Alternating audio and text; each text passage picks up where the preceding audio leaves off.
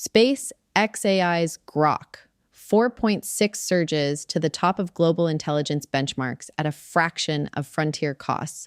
State-linked hackers execute the world's first fully autonomous AI cyberattack against Taiwan. And Meta offers massive API discounts in exchange for developer repository data.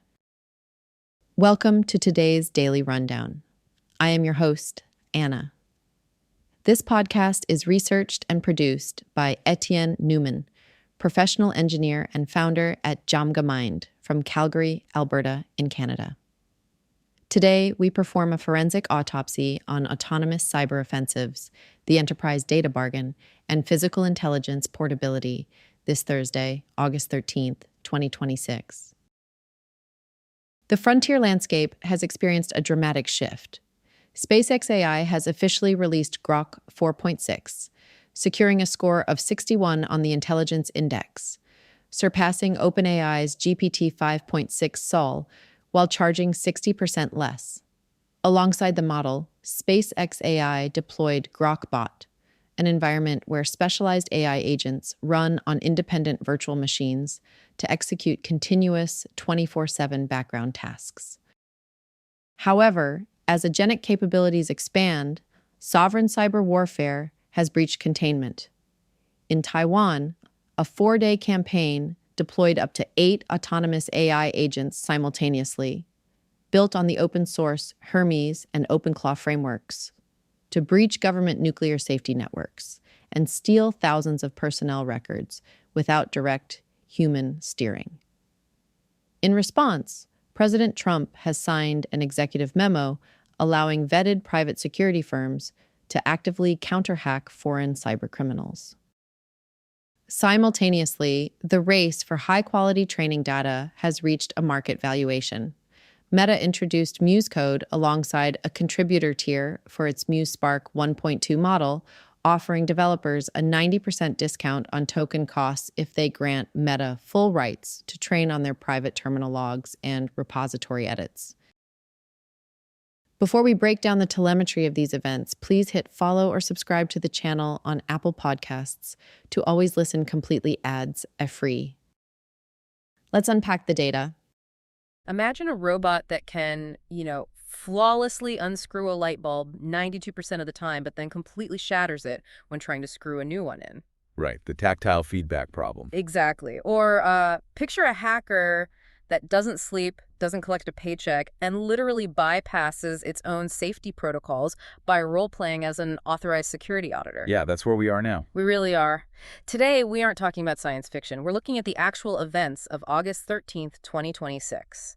This is a day when the architectural foundation of our digital and physical reality it shifted overnight. It was a massive inflection point. It absolutely was. And we're going to take a deeply forensic approach to this. We'll be acting as your forensic venture strategists and sovereign infrastructure analysts today, performing a holistic autopsy on the news. We have to look at the capital structures, the infrastructure vulnerabilities, and really the raw economics of what happens when AI crosses that threshold from a reactive tool to an aggressive economic actor. Before we get into all of that, I need to state that this podcast is researched and produced by Etienne Newman, professional engineer and founder at Jamgamind from Calgary, Alberta, in Canada. It's a huge shift across autonomous cyber offensives, the enterprise data bargain, and physical intelligence portability. Okay, let's unpack this, because the timeline of tech progress usually looks like a gradual curve, right? But today's data is just a massive vertical spike. It is. We're dealing with a fundamental repricing of intelligence. To understand how these systems are suddenly operating on their own, we have to start by looking at the raw economics. And the market for frontier-level intelligence just experienced a catastrophic price compression. Exactly. And it's driven almost entirely by the announcements from SpaceXAI and IBM today. SpaceXAI launched Grok 4.6, and the benchmark scores are highly aggressive. Yeah, it scored a 61 on the Artificial Analysis Intelligence Index. And for anyone not tracking the leaderboards every single day, that index isn't just an arbitrary number. A 61 means Grok 4.6 has officially passed OpenAI's GPT 5.6 Sol. It's sitting comfortably in the elite tier now, right behind Anthropic's Dopus 5 and Fable 5. But the real story isn't just the slight bump in IQ, is it? It's the capital mechanics. That's the real disruptor. SpaceXAI initiated a 60% price undercut on the frontier market. They are pricing Grok 4.6 at $2 for input and $6 for output per 1 million tokens. And just to contextualize that for you, a million tokens is roughly like 750,000 words. Right, which is the equivalent of processing a dozen thick technical manuals. For pocket change, Elon Musk is out there framing this as the objectively #1 model when you balance intelligence, speed, and cost. And they're not stopping. Grok 4.7 is slated to drop in just 3 to 4 weeks. But the model itself is really only half the equation here. Yeah. The vehicle they're using to deploy it is what we need to focus on. They launched Grok Bot. Yeah, and we have to completely discard the idea of a chatbot here. Completely.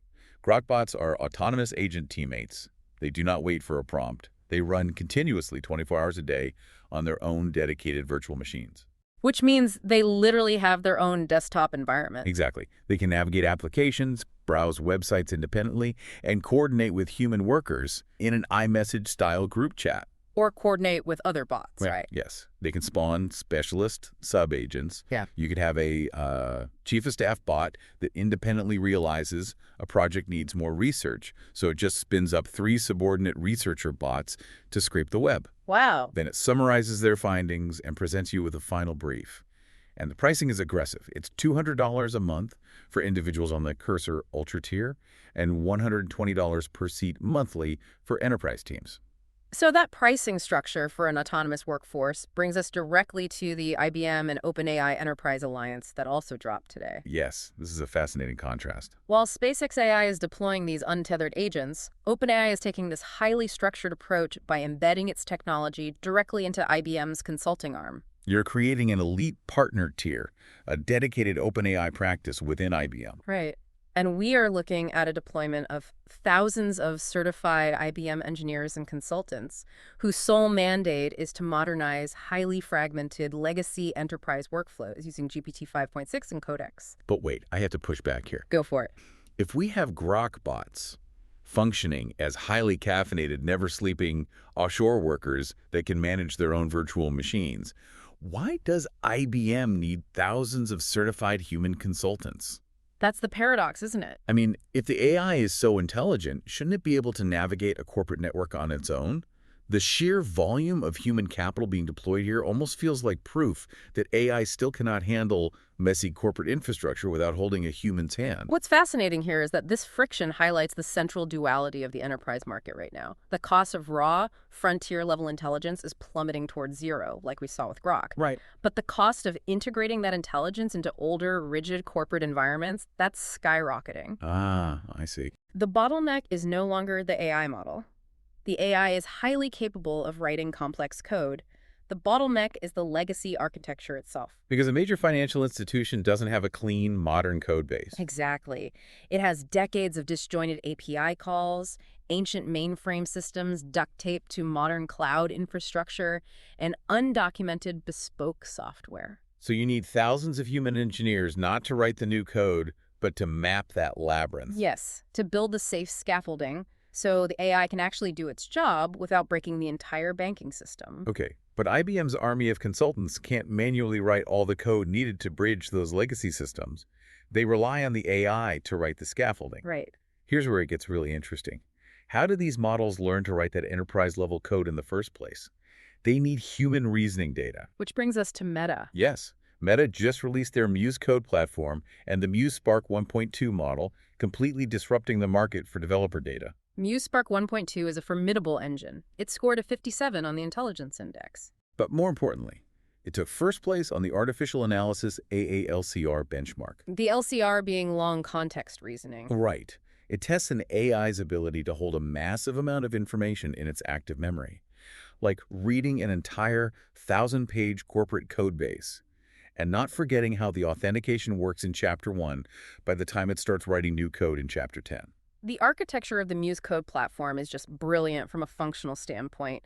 It uses a command-line agentic coding harness. So instead of a single loop that just calls a model over and over, you have a main agent delegating tasks to persistent subagents. Yes, and these subagents work in parallel inside isolated work trees. Mechanically, that means multiple AI agents can make simultaneous changes to different parts of a software repository without their code colliding. And the entire time this is happening, the system is meticulously writing every single model call, every tool run, and every file edit to a terminal log stored locally on the user's machine. So if it crashes, it just reads its own log and resumes exactly where it left off. That terminal log is the true prize here. Meta is leveraging this architecture to execute what we can call the enterprise data bargain. The 90% discount. Yes, they are offering a staggering 90% discount on the model's computing costs for developers who agree to let Meta train its future models on their work. So if you want to keep your data private on the standard tier, you pay $1.25 for input and $4.25 for output per million tokens. But if you opt into the contributor tier and hand over your data, the price plummets to 10 cents for input and 20 cents for output. It's exactly like a digital blood bank. Developers are trading their plasma for incredibly cheap access to a frontier-level tool. That's a great analogy. And in this case, the plasma is their private repository edits, their debugging processes, and their reasoning logs. Is Meta just eating massive compute costs to corner the market on human trial and error data? That is the underlying strategy. Consider how AI models have been trained up to this point. Companies scraped public repositories like GitHub. But public repositories only show the polished, finished code. Exactly. It's the final draft.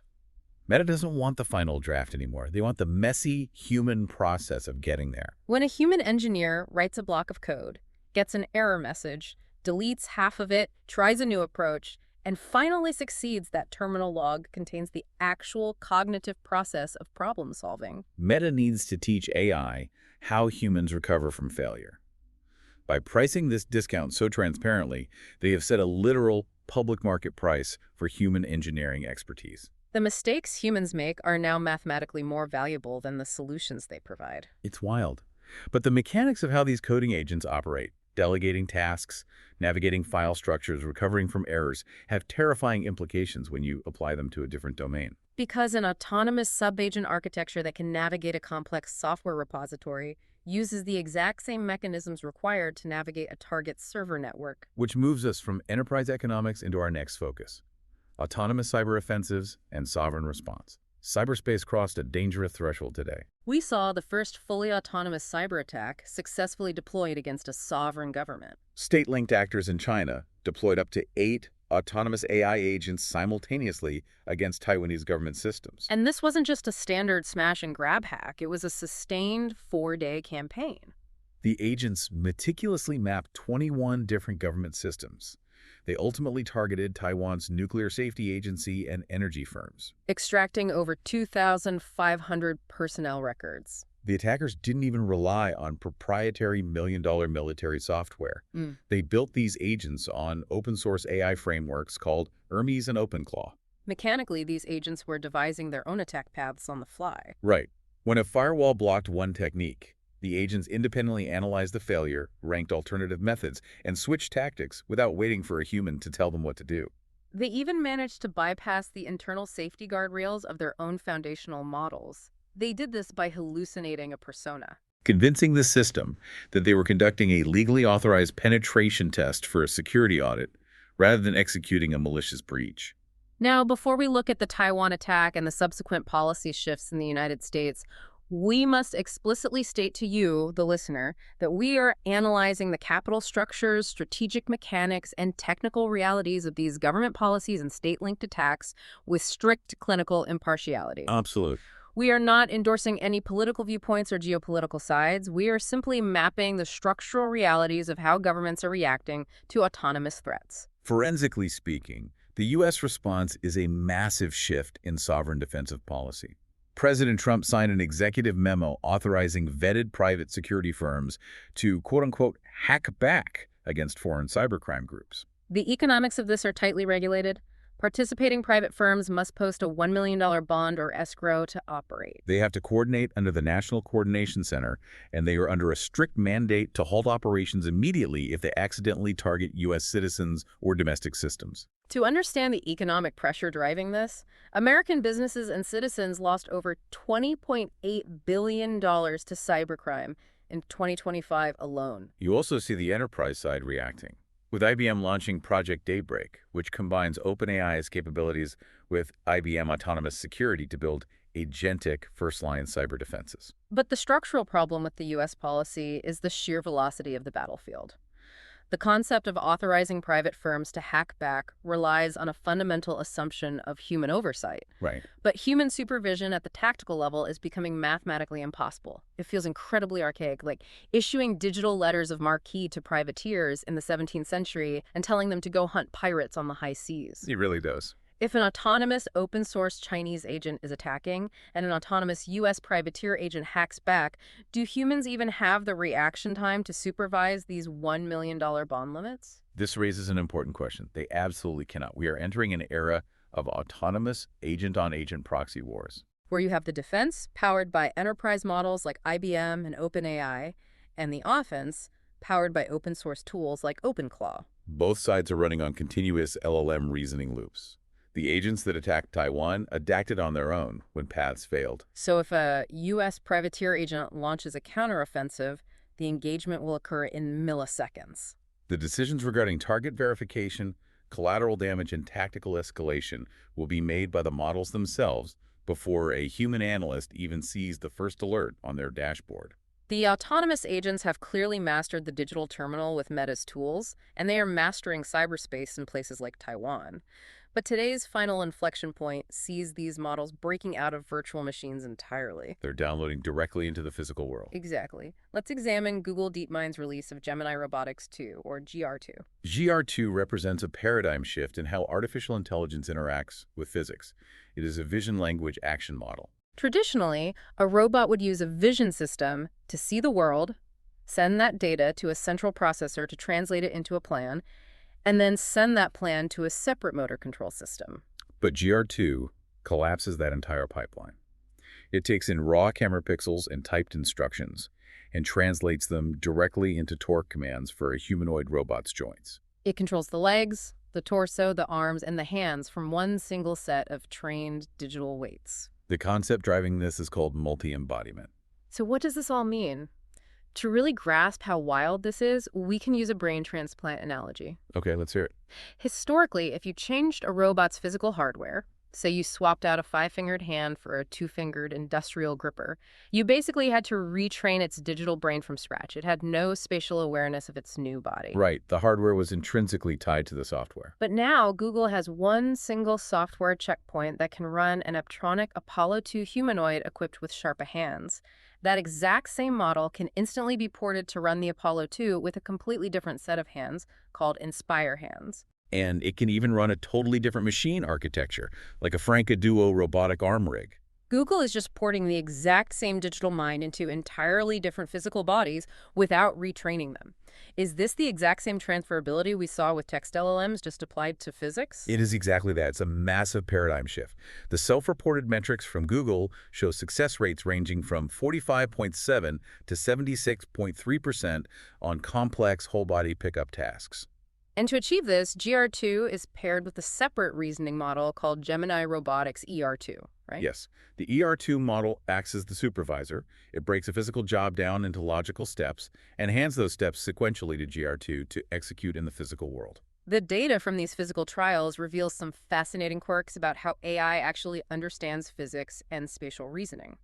Specifically, what researchers are calling the light bulb paradox. This is such a fascinating detail. Google reported that their robot succeeds 92% of the time when instructed to unscrew a light bulb, but it only succeeds 36% of the time when trying to screw a light bulb in. Why is there such a massive discrepancy for essentially the same motion? It comes down to the mechanics of spatial alignment and fine motor feedback. Unscrewing a bulb starts from a settled, pre-aligned position. The socket basically holds the bulb in place. The robotic hand just needs to establish a grip and rotate. Right, the environment does half the work. But screwing a bulb in requires the robot to independently establish that perfect bulb and socket alignment in midair, while its hand is already awkwardly wrapped around fragile glass. It requires synthesizing visual data with micro-adjustments in grip pressure and wrist angle. Models are still really struggling to perfectly simulate that level of tactile feedback. This means the bottleneck for physical AI is no longer the hardware. We have the robotic bodies, and we clearly have the digital transferability. Much like how text-based LLMs learn to seamlessly translate between English and French, GR2 is translating intent into physics. The actual bottleneck is building a corpus of physical motion data large enough and varied enough to create a true foundation model for reality itself. Precisely. GR2 relies heavily on generalized training data and motion transfer. It trains on a massive pool of data aggregated from robots with different shapes, different sensor arrays, and different joint counts. By synthesizing all of that varied physical experience into one model, it learns the universal principles of movement rather than just memorizing a specific task for a specific body. Let's pull back and look at the entire landscape we've mapped out today. In just 24 hours, on August 13th, 2026, we witnessed a structural reinvention of how intelligence operates. Across every domain. We saw the raw cost of frontier intelligence plummet with Grok 4.6, making 247 autonomous worker swarms economically viable. We saw the monetization of human reasoning and error data by Meta, effectively placing a market price on the cognitive process of human problem solving. We watched those exact same autonomous architectures weaponized against sovereign infrastructure in Taiwan, prompting the U.S. to legally authorize private cyber privateers. And finally, we saw Google successfully port a single, adaptable AI brain into multiple physically distinct robotic bodies with GR2. The sheer velocity of these structural changes requires deep consideration. I'm going to leave you with a final thought to mull over. Please do. We analyzed how Meta put a premium price tag on human terminal data today, because the machines desperately need to learn how humans recover from our mistakes. They require our debugging processes and reasoning logs. Right. But as AI agents become fully autonomous, whether they are independently hacking foreign governments on their own or independently deciding how to adjust their grip to screw in a light bulb across different robotic bodies, they will inevitably outgrow human examples. That's a chilling thought. What happens when the machines stop generating terminal logs for us to read? What happens when these systems, communicating and iterating at speeds we cannot process, begin creating their own encrypted languages and physical behaviors to solve complex problems?